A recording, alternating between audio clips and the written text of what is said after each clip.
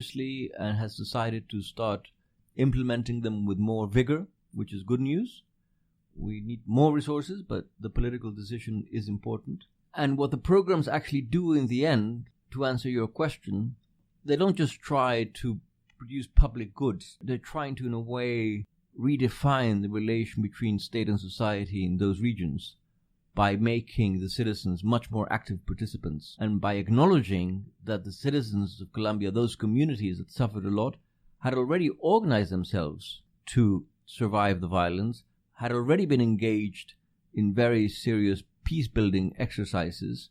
So the question was, how can we build on that? And how can we put the communities and the authorities in the regions in the driver's seat and have a development model that is much more built upon those capacities than thinking that technocrats from the capital were going to solve everyone's problems. So just to wrap up, we are going to bring it back to the local elections that were recently held in Colombia, where most observers consider the opposition to the current government of President Iván Duque to have come out on top. Most of these parties present themselves as an alternate to traditional politics that support the 2016 peace agreement. Do you think that this marks a change in Colombian politics? And more generally, do you think that politics need to change for peace to cement itself in Colombia? Yes and yes. So the first yes is, I do think that these elections mark a change. I think they are directly related to the peace process, not because the people were necessarily voting for peace as such. They were voting for their local mayor.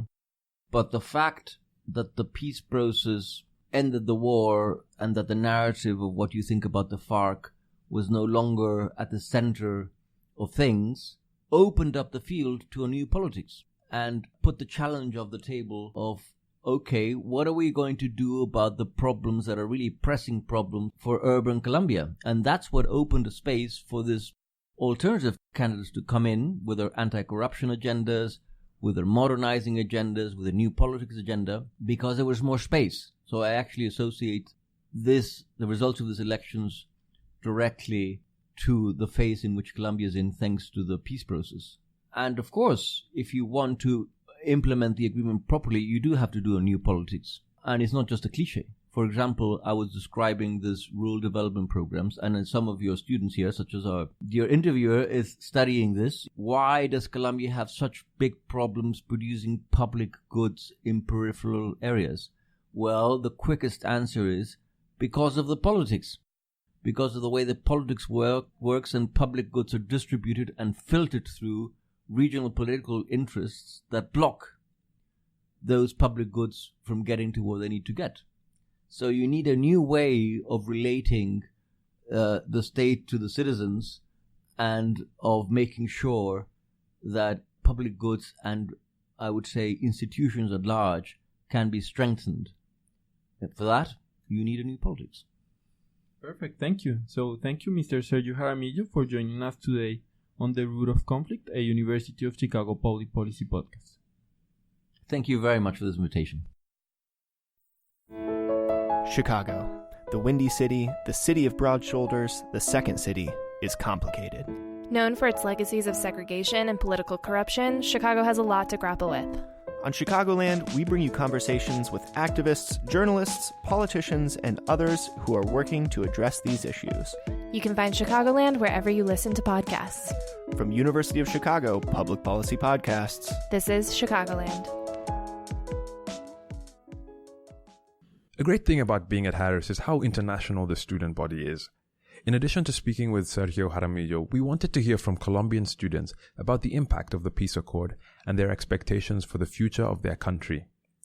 We're joined by Camila Perez and Daniel Vallejo, two first-year master's students at Harris. Daniel is a civil engineer focused on rural reform in Colombia. He previously worked with Fondo Colombia en Paz, where he supported post-conflict implementation of the rural reform measures of the peace agreement. Camila came to Harris after a stint at the Electoral Observation Mission, a Colombian NGO that fosters citizens' political and civil rights. This conflict has been going on basically your whole lives. Can you tell us a bit about your experience of that conflict growing up? How aware of it were you And how did it shape your political imagination? Well, yeah, this has been part of our like imaginary ever since. I mean, Colombia has been in a conflict for the past 60 years, right? It's still going on. So this was part of our history classes. This is part of the way that people read me when I was abroad. I was always in the airports. I have this memory like of always being separated and inspectioned even more because I'm Colombian and because I'm a woman and because I'm young. Like maybe I would like carry some drugs with me. Who can tell? So and I think that we were all related. Like relatives of mine were threatened by guerrillas, and I think that we all have stories like these ones. I have this very vivid memory of a guerrilla attack in Bogota, in a very like wealthy club called El Nogal. A bomb exploded there in 2003, and it was right in the core of Bogota. One thing about the Colombian conflict is that it has mostly affected the rural areas, but during the first part of this century, the guerrillas actually got to the cities. So, and my dad was supposed to be my dad was supposed to be there that night, and he wasn't. So, yeah, it has been tough, but also you see how things evolve. And I was actually telling another student that in 2000, when was the World Cup in Brazil? It was 2016, right? I was wearing my Colombian T-shirt on the day that we lost against Brazil, and for the first time in my life, people approached me to take a photo with me because of something positive of my country. I'm not saying that this is because of the peace agreements. I'm just saying that the way that we Colombians and the way that people abroad see us after the agreement is way different. Is way more positive. Not more positive, but at least more complex. We're just not Pablo Escobar. We're just not drug dealing. We are more than that. That's not the only story that we have to tell. How would you explain the concept of territorial peace? So this is a concept that Jaramillo exposed first in a conference in Harvard, and what he says is basically that peace is not just about the absence of conflict, right? Peace has to be built up from bottom up. It has to be with the participation of the community themselves, and in the sense that the institutions understood as the set of social rules that we use to regulate our behavior. We have to rebuild that in Colombia because we have solved all of our conflicts with violence, not just the armed conflict, like on a daily basis. That's how we react towards conflict. We act violently, and the conflict will always be there. But what the core of the idea is that in order to get an ongoing peace, what we need is to rebuild these social institutions, and imagine ourselves dealing with our conflicts in a peaceful way. The conflicts will always be there, but we have to choose between being violent or actually negotiating. Daniel, your past work in water resources has taken you to many rural parts of Colombia. Can you speak about those experiences and how the conflict impacted some of the communities that you were able to engage with? For some years, I've been working in rural regions in Colombia, especially on a region called Montes de Maria. This is on the northern part of Colombia, in a little town called El Salado. So I've been there. I was there like for 2 years I worked with water resources, so I was focused there and some regions near El Salado. Salado was a town that suffered a massacre, not by this guerrilla, but from the paramilitary. When the guerrillas start increasing their violent acts on the rural regions, or even in some urban regions, some civilian groups armed themselves and became the defendants of the people initially against the guerrilla. There are some theories where this come from. There were some groups supported by some local governments for this self-defense groups, but they quickly grew into another thing.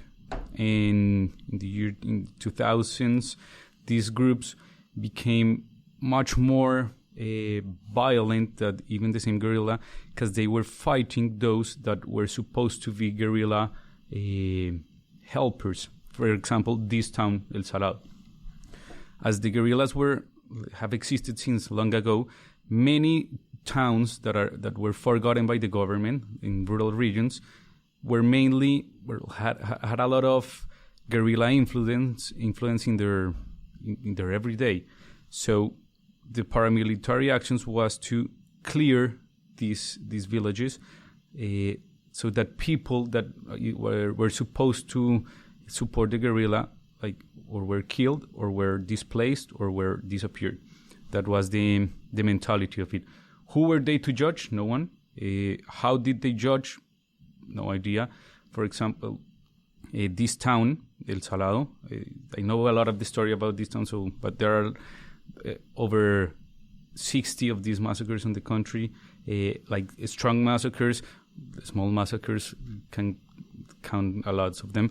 But in this town, one day, the guerrilla used to use this town as an important point for coke drilling. And when the guerrillas start losing a little territory there, they move away, and the army came into the town. I'm telling it from what the people there told me. One day, in the middle of the afternoon, the army went out of the town. They just left the town. Nobody understood why. When the army left, that same night, a whole group of paramilitary invaded the town, and in this next morning, they start killing a lot of people in one of the soccer fields in the town. There are books about this. It's horrible what happened there. A lot of dark histories, but there's a special case of a girl there that the day of the massacre, they killed his father, and she went running to her house. A lot of paramilitary followed her, and she was raped until a point that she couldn't even remember how many were there. And what was amazing, that was terrible, but what was amazing about this, when I was working with her during the period of the peace assignment agreement, and she was one of the persons. Well, these were the paramilitary, but guerrillas did some very harsh things as well. And people, the real people, were not even guerrilla nor paramilitary. They were people.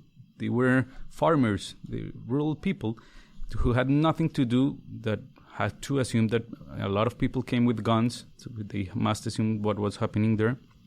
And she was, after suffering all this, she was one of the strongest supporter of the peace agreement there. I was amazed. For example, after the peace agreement went for the plebiscite,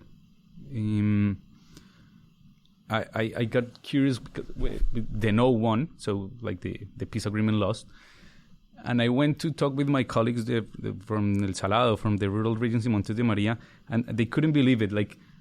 Of course, they didn't agree with forgiving all FARC's actions, but they preferred that to forgive than to continue war. They are the ones that suffered the war. They are the ones that are poor because of war, yet they are a minority. Rural communities in Colombia represent around the ones that work the land, around 13% of the people. So they don't show a majority in the votes. Some even can't vote because they live far away. So they cannot represent their speech on public participation. Yet they are the ones that are paying all the suffering. You later went on to actually work on the peace accord. What was it like working on the implementation of rural reforms that were part of the peace agreement? Some years later, I had the opportunity of working in the presidency with the post-conflict direction. That was the office in charge of implementing or monitoring the implementation of the agreement.